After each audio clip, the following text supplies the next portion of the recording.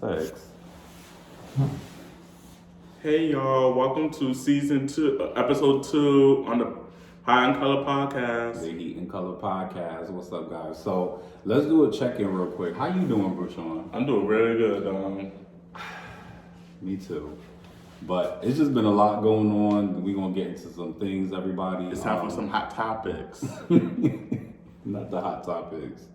Let me start off with remember what I told you about my dream? Yes. Okay, so picture this. 1942. Sorry, I'm joking. Please. So shade. So you guys, I had this crazy dream and I had to tell him as soon as I had it.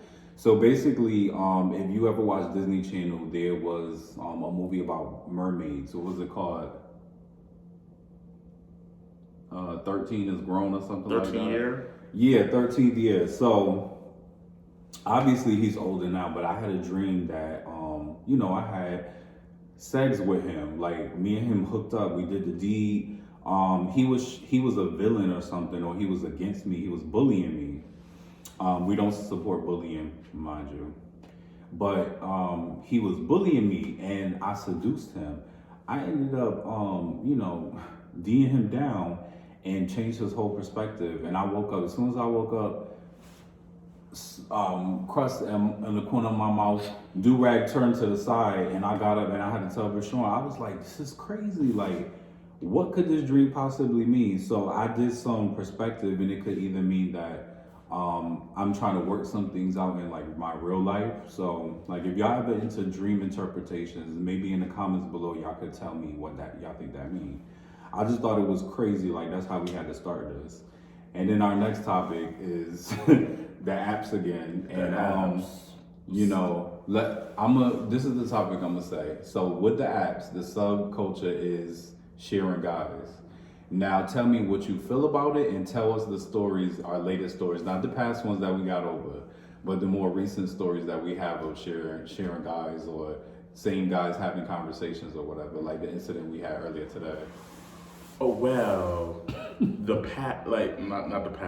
recent relationships, the threesomes occur. Mm-hmm.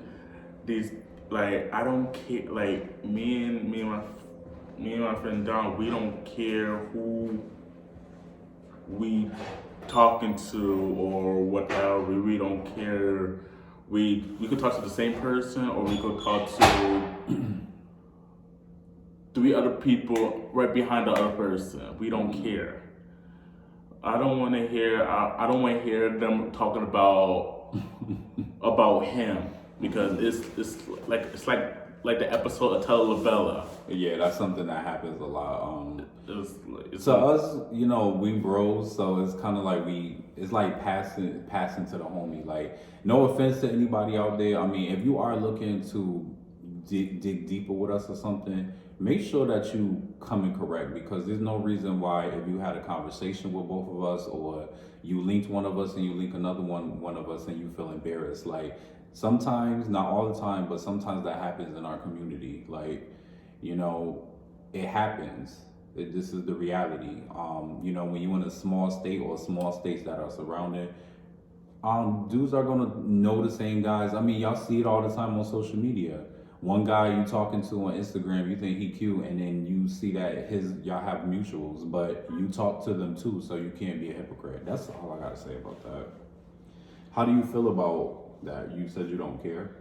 I just don't care. Yeah, I just don't. Cause we're in a phase where we're grown, and we just doing us. Like, I know for me, like, I would love to go out on dates and stuff, but I know the reality, and if that person wants to go on a date with me, they gotta come correct like I would come correct with them. So, and if you only looking for a hookup, then why would you be surprised that more than one person hooked up with one person? Like I always say, and it's not always the case, but a lot of times it's the case. One man's top is another man's bottom. One man's garbage is another man's treasure. One man's treasure is another man's garbage. Preach. Even sometimes when I'm texting guys and they block me, I'd be like, well, I guess the garbage took itself out. Like, there's no shade, but when people come at you slandering you and disrespectful, I mean, it is what it is. You gotta be like, accept it as the trash and take it out. You want to talk about work, or you don't want to give too much details about it? I know you've been complaining, upset about it. I don't want to get too much details about it. Got you. We could talk about work in general. How things just. This is what I'm gonna say about work. Okay. A lot of minimum wage jobs feels like high school. Amen. I didn't experience the high school drama. I experienced it in middle school. For some reason, I like skipped over it because I was like really social and stuff. But a lot of times, like everybody say, "Oh, like high school drama." It happens in the work field. Best believe, because a lot of people don't grow up for how they was in high school or middle school, and they stay the same. Me in particular, I'm very unique, different, quirky and stuff. And a lot of times, I don't change that. I do work on some things about myself, but the ground of who people are in the basis, that's just what it is. Absolutely. Do you want to add on to that, or you feel like like in the job perspective, I'm sick of tired working with minors. That's the thing. 18-year-old, 19-year-old, 21-year-old, 22-year-old, and so forth. Like, if y'all don't know what to do out of work, don't get a job. If you don't know from point A to point B, if you don't know your delivery parts, you don't even know like anything, ask somebody. And this is the one thing I don't like about jobs. Stop telling people their job. Like if a veteran worker that works there for a very long time and knows the job very well, leave them alone. Right. I agree. I feel like a lot of times the younger generation, Gen Z, correct me if I'm wrong, but a lot of times those jobs are not survival for them. It's more so like their car note or like their phone bill. So they don't really take the job serious. And when you're in your late 20s and your 30s and 40s, if you're still at a job, though that job, you're depending on that job for like your bread and butter and survival. You're not here to play games. You're not here to kiki, get into drama, gossip. A lot of microaggressions, which are basically like a lot of ignorant stuff people say about like politics, like race, sex, creed, orientation. All of that stuff do not need to be talked about at work. We are here to do a job. We're here to fulfill a task, meet a goal, a quota, and that's it. And true, and because me, I know personally, I don't socialize with like people outside of work. Like even when we worked together, there was a time where we was kind of a little bit more distant, but we knew each other, so it was still in the middle. And everybody, all my friends know when I'm at work, I'm at work. Exactly, and to add on to that, like. When I'm at a job, I'm like, I have a whole different personality, like all that goofiness and stuff. That, cause you see me, I shut down. I'm not like that. The only time I'm like that is when I'm bubbly with customers to do the orders. Like, all of that extraness, I don't like it. I don't chill with coworkers outside of work. Like we did for New Year's, but usually we really don't. It don't give that. Like it does not give that. Another thing I want to talk about is inflations. These grocery prices. I'll say the gas went down a little bit. Yeah, like probably like 2 cents ish. On poquito. But the inflation rate on groceries, ooh. The devil is alive. Give us an example of the groceries, like. Well, eggs, for example. If you want to get like a dozen of eggs, that's $8. But you want to get like 2 boxes of eggs for a dozen, that's like $20. Especially if you want to get the non-name brand versus the name brand that's like mainstream. The prices are ridiculous. I went to the grocery store and got meat, and it was like, it was really crazy. Like y'all really not gonna believe this, but it was like $12 for like maybe a quarter of meat, like a steak. It was ridiculous. And oxtail. I had to wait and not get that much meat that week just because it was just ridiculous. Like even if you have food stamps and they give you more food stamps, like you need to go to we're in a time where you have to go to a food pantry. You have to ask your family for help. Like we're not in a time where you could just get groceries at the grocery store and be like, yeah, I'm gonna eat this. Even the frozen food, because people like stuff that's quick sometimes. I don't, because it's not good for the body, and I like food a certain way. You know that. I like my food a certain way. And if I go to a restaurant, they'd be like, oh, we can't do this. We can't add this. I'm like, I could just make Jamaican food, Guyanese food, Indian food at home. Like, I don't need to worry about that. I can even make Chinese food. I'm at a point in my life where I will watch a YouTube video, a TikTok video, and figure it out.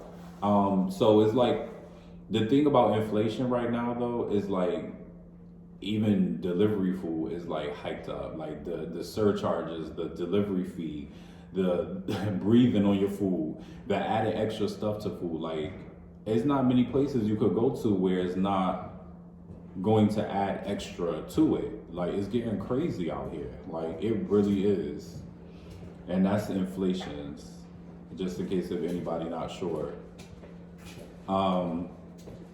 So our next topic we want to talk about is web series. Yeah. I know me personally, I love a good noir, LGBT, especially a gay, bisexual, black LGBT show. Whether it be a movie or a web series, I really like to get into the web series to support them on YouTube and any other indie site. But it's scarce. Like, let's be serious. Like, you're more likely to find a blue-eyed, blonde-haired LGBT flick. Everywhere you go. Like, it's 2024. What is the holdup? I know it might be budget or something, but that's all the past. Like, let's get this money together and like support us, like support each other. And we need a lot of new black gay web series, movies, whatever, because you can leave us out. You cannot leave us out. Yeah, you can't count us out. All of the the vocabulary, the sayings, like, it's giving, like, yes mamas, little mamas, miss mamas, like, all of that is from the black gay ballroom scene. Like, we created those slang and acronyms, and it's constantly being perpetrated without us, like gentrified and like remixed and put on Becky. And sometimes Becky don't even got the good hair, and they're putting these movies on her, like, or these acronyms on her. Like, it's like so many people have been conditioned to be like, oh, I have curly hair, let me straighten it. Oh, I look dark skinned, let me lighten my skin. Like, colorism is a big thing too, and that's why I feel like a lot of web series are not being created. And besides the budget, it's like nobody want to invest in it. Even Noah's Ark, we had 2 seasons, went by really briefly, the movie, and then that was it. Mind you, we had Scene Castles by Solange playing in the soundtrack. Patrick Ian Polk is an amazing producer. Why does he not get funding? He deserves the funding. He deserved the funding. Ski Trip or Ski Trip, you can't find it nowhere. Yes, I love Boat Trip, but I mean, let's be serious. That wasn't a gay man. Even we love Tu Wong Fu. I know I do. I do too. But why can't we have another Tu Wong Fu, like, with actual gay men? Like, we had Bianca Del Rio. She had her movie. It's not pushed to the mainstream, and she's a brown drag queen, a brown gay man. What else? We have RuPaul's show, and I love RuPaul, but we need variety. Like, we need masculine perceiving men that are out, or DL, but the DL story is getting tired too. It really is. Like, every time we turn around, is a DL man, a DL man, a DL man, a DL man. His family don't love him. What about the representation of LGBT or like black gay men that are not DL, that, maybe work a good job, got a dog, like, want to start a family, maybe even, like, he goes on regular dates and he's out the closet and he has a good, strong support system, like gay friends, and his parents know about him. Like, we need that being pushed, that narrative, because the whole butch queen trade DL phenomenon that's getting played out, like, it's 2024, and it's like, it's okay that story still exists, but it shouldn't be the only story that exists, because it don't apply to everybody. That's why I'm constantly like looking through social media, like looking for a new show, and I'm getting tired of it. Like, it's really dragging. It's really, really dragging. One more thing I want to add to the same guy. Do you want to get the specific of like what just happened, or that's too? Because I think that was hot tea. Because I was like really going in. It was a little hot tea, but it was personal. So yeah. So basically, just like I'll just say the skim of it. So this guy that was talking to me, but come to find out he was talking to Brashawn like maybe like weeks ago or a week ago or something. I'm not sure. But basically, he got found out because he admitted that he was talking to one of us. But I'm like, I would have never known if he said anything. Because we both never met the guy. So that's my example of like people thinking like, oh, the same person, like it's supposed to be a problem. And it's not that deep. Like I said, if he was trying to date us or something, he should have just say it. Yeah, he should have just been outright. But like I said, these states are small that we live in, and they're near each other. The community gets small. I mean, it honestly is a way to bring people together, like conversation and stuff. And I will say this: everywhere you go, Hartford, Newington, Windsor, Waterbury. Massachusetts, Rhode Island. Everybody knows everybody. Mm-hmm. And if they don't know each other by town or the dating apps, they know each other through Instagram or mutual friends through Facebook. Like I don't even have Facebook and Snapchat, and guess what? I know who Rolly is from Bad Girls Club. Like I don't even watch that show, and I know like people are gonna know things. The guy knew that we did a podcast. And he thought that we were married just because we do a podcast. I just thought that was mad silly. Like, so we can't do a podcast together? And first of all, we're not married, and we're not in a relationship or anything. You see a ring? We're just friends. We're just friends. We've been getting that narrative for a long time, and it's starting to get old and annoying, and really starting to piss me off. Even if we have company, we've had that. Like guys would be like, "Oh, they interest us." It's just how we mold. Like. I'm a March Aries, and he's a Cancer. He's a July Cancer. So July Cancers they keep their emotions more intact. I'll tell you that. And March Aries, our type is crazy though. And us March Aries, we are very in tune with ourselves and intuitive, but we also can still give you that fire. Mm-hmm. Don't ever. I think we more blunt than April Aries actually. But I mean, I got Pisces tendencies definitely. So it depends on the day. I'm Pisces or Aries, honestly. But I think I'm both very much so. Like being a cusp is a beautiful thing. That's why I understand water signs a bit more. But not to go too deep into that to bore you guys, because I know everybody's not into astrology. But comment below what's your sign. I know everybody believe in their sign though. I know that for a fact. I know them Leos and Scorpios gonna be in them comments real quick talking about I'm a Leo, I'm a Scorpio. I know that. Mm-hmm. Another sign is Aries that do that. Aries do that a lot. Most definitely. Sagittarius, I've been noticing been on their Twitter a lot. They do that a lot now too. Like I see a lot of people in their bios. I see a lot of Sagittarius signs, and I be seeing Capricorns. Woo, Capricorns. I've been seeing a lot of Geminis. Clutch pearls. Yeah, there are a lot of Geminis, but there's a lot of Geminis that are very great in entertainment. Kendrick Lamar, Marilyn Monroe, Tupac, Biggie. Even Lil' Kim act like a Gemini if you think about it. Normani's a Gemini. Kendrick Lamar is a Gemini. I said that right? Twice. Yeah, I'm getting tired. Who else is a Gemini? There's a lot of Gemini. Yeah, Look it up. Google it. Do you want to add on anything to anything else? Because I've been sending us a lot of stuff about on TikTok and whatnot. You want to talk about this situation? We could do it another day. Because I have a whole mess for it. We can talk about that for another day. Not another day. I mean, that's the whole point of the podcast. We're keeping up with the most latest information. Just know, Diddy Love, whatever, you're being taught a lot of lessons. That's all I'll say. That's what I'll say. And it's going to bite you right in the ass sooner or later. Mm-hmm. I'm just seeing a lot of stuff on the news that's just very sad, like about Diddy. Like, he lost his collaboration with DeLeon, with Ciroc. Just a lot. A lot is going on. Oh, our podcast, we got logged out of our podcast Instagram page a couple times. Cause like we both, I guess, can't be logged into it at the same time. So we've been going back and forth with who's logged into the password is ridiculous.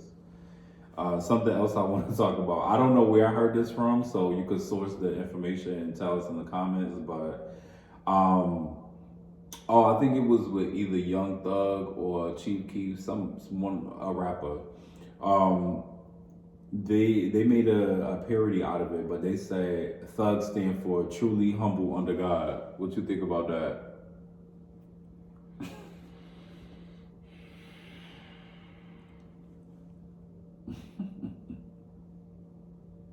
Question mark. Not question mark. You heard it here first, ladies and gentlemen, and everything in betweens. And then what? Oh my God. You knew what I was about to say, right? It's one of those days, child. So yeah, with CBS, I'm not talking about CBS right now. Do you want to talk about Okay. Sorry, y'all. We have an inside conversation. Yes. Not to make you make this a triangulation situation, but yeah. Because if I do caseworkers, it's gonna be real to you about caseworkers. Oh, not that deep. Don't go that far. Okay. That's knee deep. You might need a condom to go that deep.